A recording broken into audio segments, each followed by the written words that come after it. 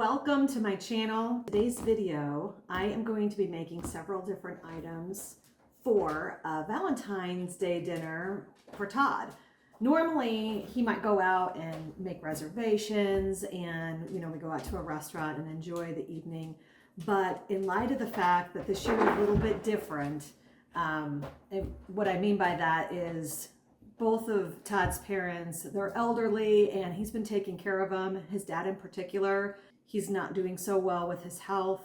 So he's been making an hour-and-a-half round trip on the days that he goes, which is like every other day after he works all day. I know he's exhausted. So I decided I'm going to try to keep it simple this year and that I would prepare the dinner for him. Now, this can be done for a Valentine's Day, a birthday, or anniversary, or any other special holiday, obviously, or just because. So what's on today's menu? It is going to be a salad. I'm going to also make a ravioli dish with a cream sauce, making all that from scratch, of course. I'm going to serve that with homemade bread, and I'm going to be making two different types of desserts. I'm going to be making a tiramisu and chocolate covered strawberries a couple of different ways.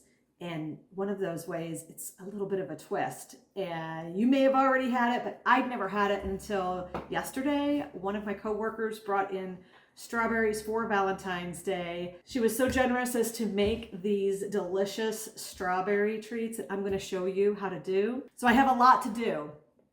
Let's get started. Let's make some bread for this date night.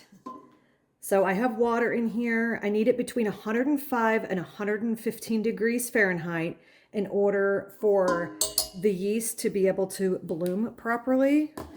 If it's too cool, it won't activate. If it's too hot, it'll kill it. I have approximately 1 tablespoon of yeast. This is the yeast that I use. It comes in this container. If you buy these packets, they are approximately 2¼ teaspoons in each one of these packets. I use 1 tablespoon generally with this yeast, which is equivalent to 3 teaspoons. So I'm just going to place that in there. Give it a quick swirl. I need to add my sugar. I have a tablespoon of brown sugar, and then I'm going to add some honey because sugar feeds the yeast. I'm going to add approximately 1 tablespoon of honey. This happens to be from my neighbor. Actually, it's her brother that has honeybees, and he has some of the boxes at her house as well. That's just a couple of doors down from me. So she warned me when she was going to be getting these honeybees, and I welcomed them because I have gardens. And so she gave me honey this year whenever they were doing the harvesting. So we're going to go ahead and just let this sit for a few minutes until that yeast blooms. And on a side note, if you do get the container of yeast that's in a jar, make sure you keep it refrigerated once you open it. Okay, so what I have in here is 3½ cups of flour. I actually have a mix between all-purpose flour and bread flour because I'm kind of running low on the all-purpose. I wanted to go ahead and use that up. So I'm just mixing this up. Instead of sifting it, I'm using a whisk. And this is salt. I have approximately 1½ teaspoons of salt. I'm just going to place that in here, and I'm just going to mix that up so you don't get any one big bite of salt in any piece of the bread after it's been cooked. As you can see, the yeast is blooming beautifully. Now, this is actually, I had to throw away the first batch because it did not bloom. And then when I pulled out the jar, I realized it expired in August of 2024. I am thankful I have another jar here. It expires September of 2025, so we're good. I'm going to let that continue blooming. It's my favorite part of making bread, like favorite part of the process, especially when you literally see it bloom. So this is the part where I'm going to add the olive oil. It's going to be approximately maybe 2 tablespoons worth. And then I'm going to add the flour. Before I do that, I'm going to add the kneading hook. Todd gave me this new KitchenAid mixer for Christmas. It's a bigger one than my previous one, so I'm excited that I have this. Let's go ahead and we will start adding some of the flour and salt mix. We're gonna bring that up and slowly start the kneading. Just gonna add a little bit at a time. The whole flour mix is in there. I'm gonna let this go ahead and knead in this KitchenAid for approximately 6 to 8 minutes, and then I'll pull it out and do just a little bit more kneading before I let it rise for a couple hours. I am very impressed with this unit. This is my first time making bread in this unit. I went ahead, I had to add a couple more, maybe a quarter cup more flour because it was getting really sticky. I'm just so impressed with how well this mixer mixes compared to my other KitchenAid. I think next time what I'm going to do is I'm going to go ahead and add a little bit more than, because can you see how sticky that is? I'm going to add a little bit more than 3.5 cups of flour. But it'll still, well, I don't know, maybe I'll try it with the 4 cups. But since I'm in the middle of this and I'm going to have to get dinner served soon, I'm going to go ahead and stick this in a oiled bowl. I'm just going to take a bowl and add olive oil. And then I'm just going to add this dough ball. So there was a little bit left behind, but I'm just going to add this dough ball in here. And I'm going to cover it with saran wrap and let it set for a couple hours so it can do its first proofing or its first rise.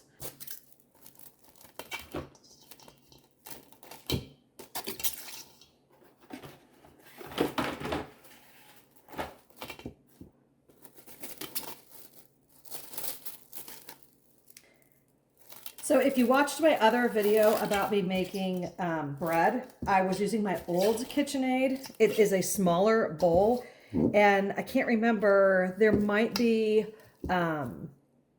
you might be able to see like how I was struggling with it. The bowl, you know, the KitchenAid and the bowl, everything was bouncing all over the place. It's just a very old unit that I have. I think it's probably upwards of 25 years old. Which KitchenAids are fantastic units. So that's why I had Todd that was on my Christmas list and my Christmas wish list.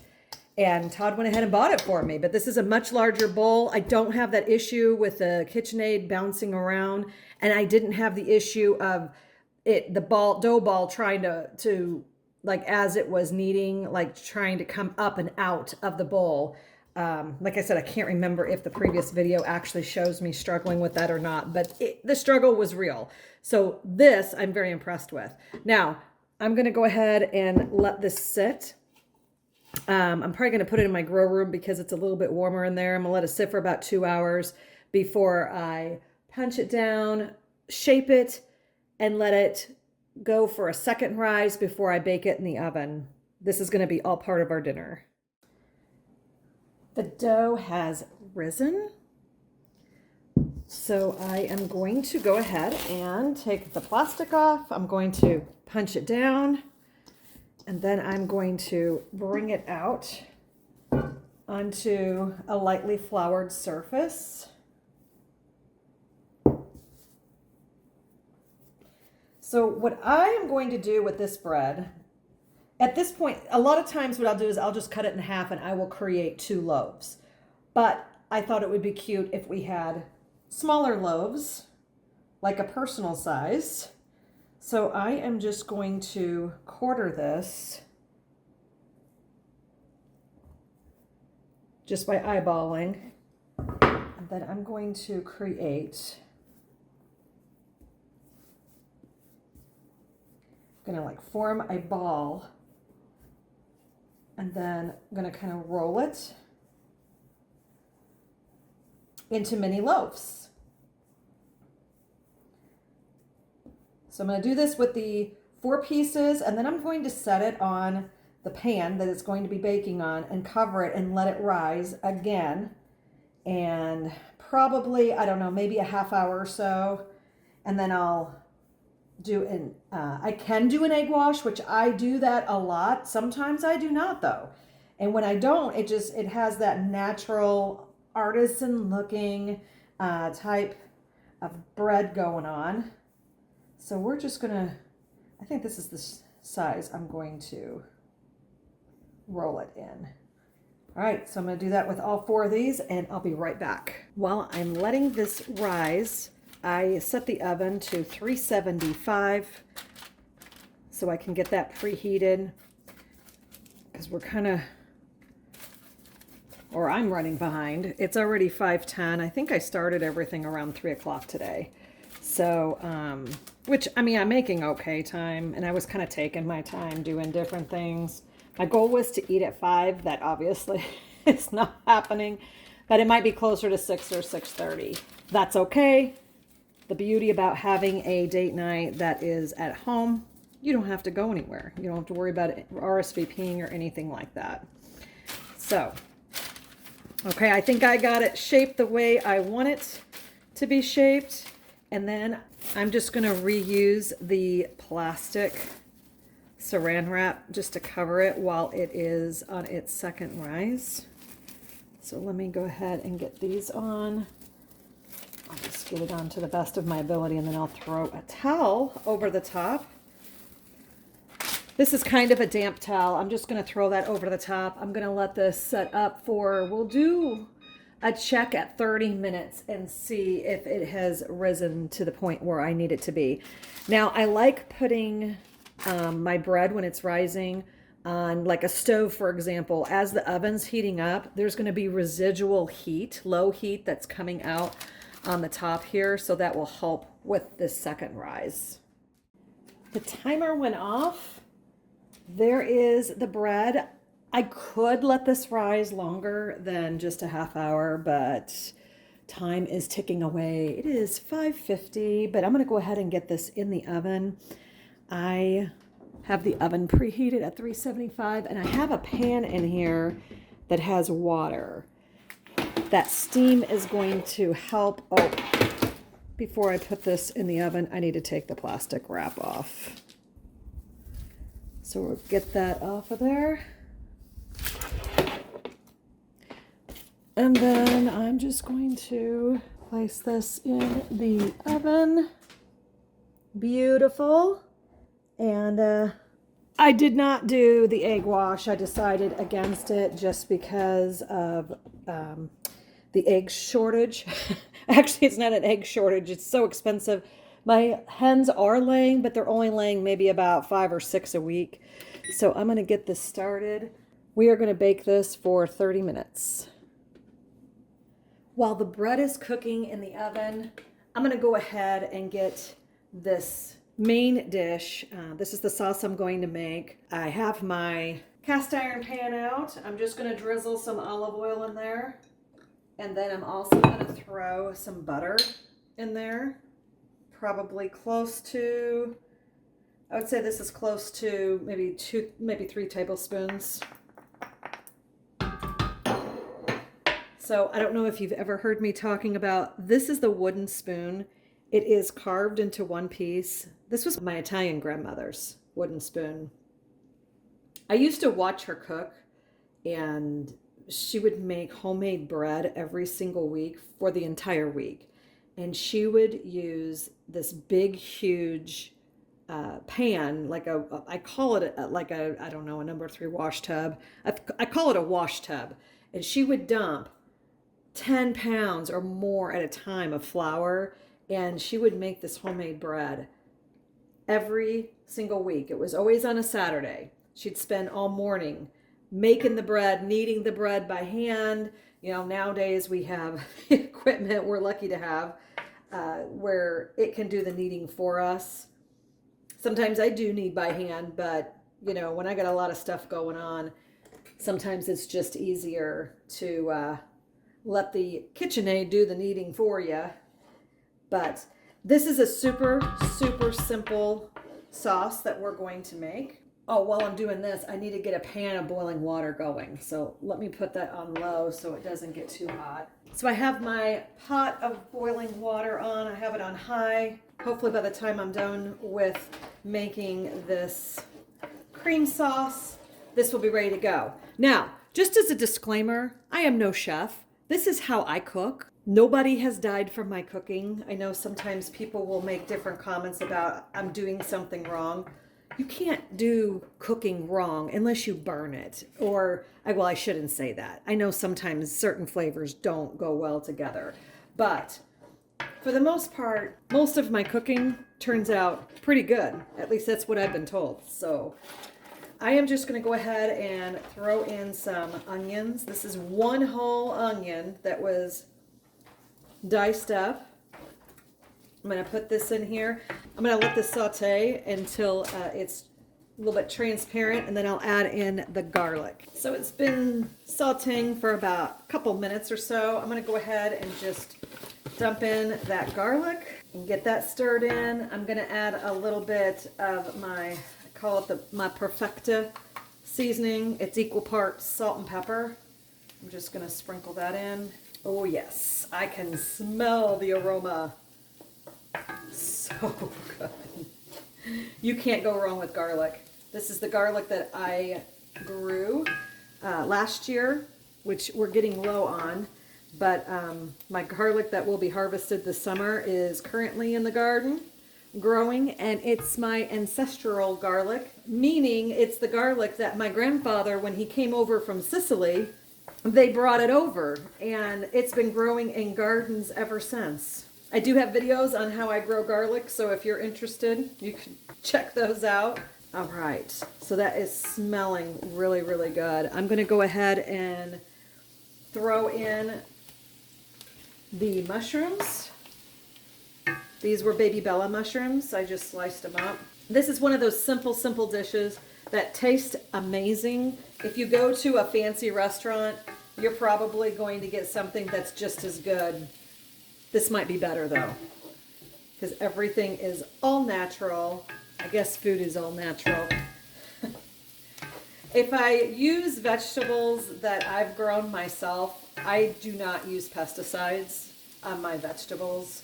So now, granted, in this meal, the only thing that I grew was the garlic. But, oh, that is smelling really amazing. Okay, so I'm going to let that cook down for just a little bit before I add some flour, because I need a thickening agent whenever I add the heavy whipping cream. I'm going to add a bit more of a drizzle of olive oil just to get a little bit more fat going in here, so that whenever I add the flour, it will help with the whole process. I did sprinkle in a little bit more salt, pepper on the layer once I added the mushrooms as well. So I'm just going to get this cooked down just a little bit more before I add the flour. So now I'm going to add, it's probably going to be equivalent to maybe a couple of tablespoons of flour.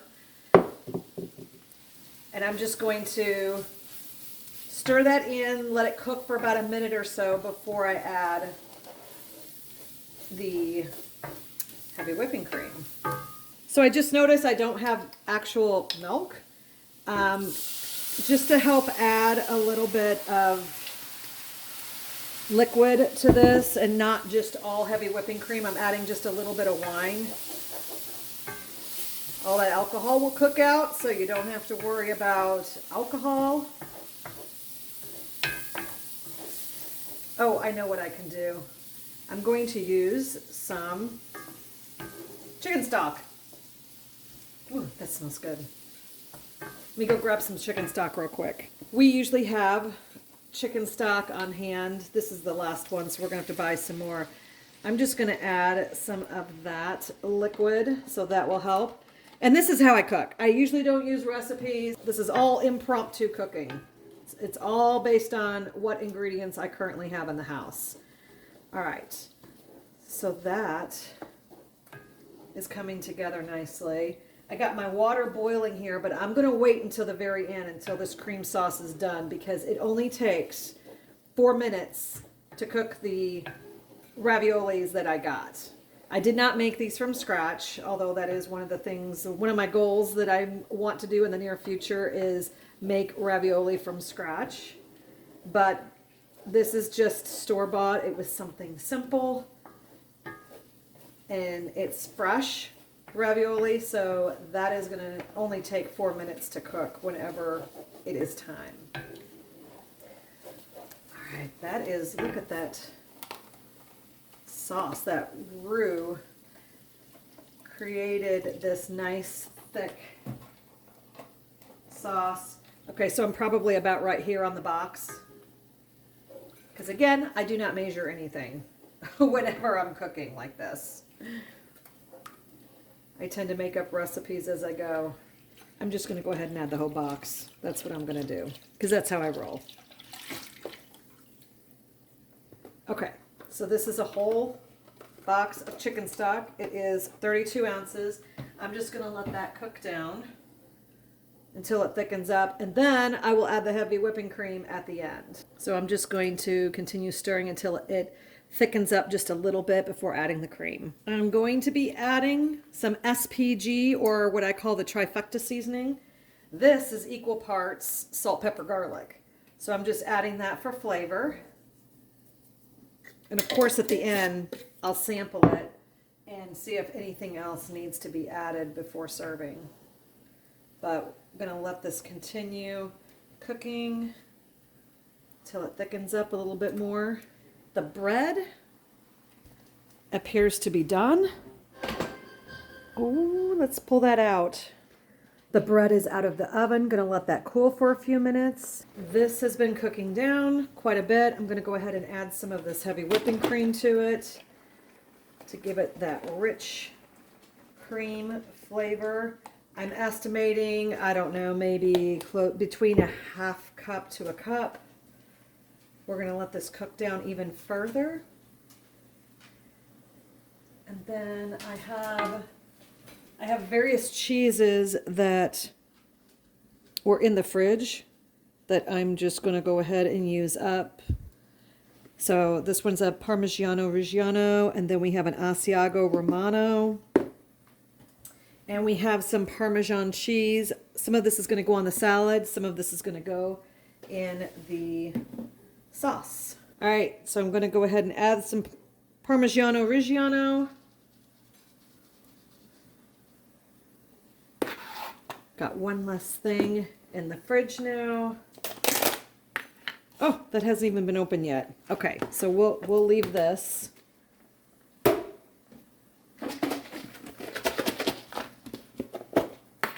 Throw a couple of the smaller pieces in here, but save the bigger pieces for the salad. Gonna get that cooked down. So this is the ravioli that I got. It's a mushroom, ricotta, and fontina mix. So I'm going to pop this in for 4 minutes, and then we should be ready to eat. The 4 minutes is up. I am just transferring the ravioli to the sauce here before plating it up. We'll be ready to eat.